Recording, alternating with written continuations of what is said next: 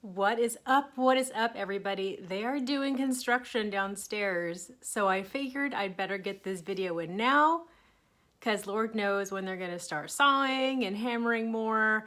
And it's kind of been ongoing on and off for the past like month. So today they're starting a little early, so I figured I would get this video done in quiet moments. My name is Erica R. Meyer of ReframeItStoryMeditation.com. I help women entrepreneurs reduce stress through positive storytelling. And it was the loss of my father to cancer in 2015 that inspired curiosity about positive mindset and how that might affect the physical body. And through that experience, Reframe It was born. Reframe It the book, available on Amazon, and you can special order it through any indie bookstore. And Reframe It Story Meditation. So I started a series not too long ago called The Story Behind the Story, because with Reframe It Story Meditation, subscribers are delivered a brand new story every Monday, a story meditation delivered directly to them. It changes every single week, new scene, new scenario, new situation, new invitation into the practice of positive mindset, positive action, reframing, all of that good stuff. And so I started a series called The Story Behind the Story to explain how I came up with the idea for a given meditation. This had a lot of different elements that kind of brought this one together. A couple of weeks ago, my subscribers received one called Laundromat. This was one of my all-time favorites, I will admit that. I just liked how the story ended up evolving because, you know, as fiction writers in particular, you kind of never know where their story is going to go until you start writing it. You never know where the characters are going to take you. You never know exactly what path it's going to start to lead you down. And so I was really happy with the way that it unfolded. You'd have to subscribe to Reframe It Story Meditation to actually hear the meditation itself and how the story came about. But it was kind of inspired by those huge washing machines that you see in laundromats, the ones that can hold like comforters and blankets and multiple like extra large loads. You know, those ones that only have 2 or 3 of them inside the laundromat, right?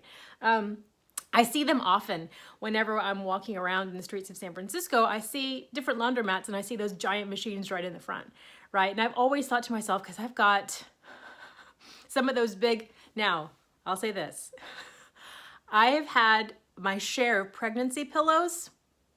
I've never been pregnant, I don't have kids, but darn it if I don't love those pillows because they're fabulous for reading and for like snuggling in on the sofa. I mean, I have one currently, one of those Snoogles. It was just technically a pregnancy pillow. I have one on my sofa and I just love it. I wrap myself with it.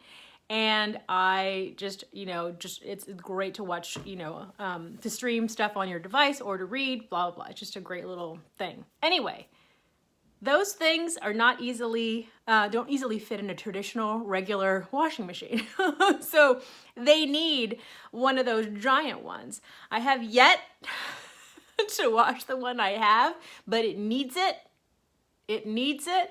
And so I kept once in a while, I'm just like, well, I gotta go run my pillows down there one of these days, and it just hasn't materialized. But it was those thoughts plus there in our neighborhood, there is a woman a homeless woman, and she's kind of a regular around town.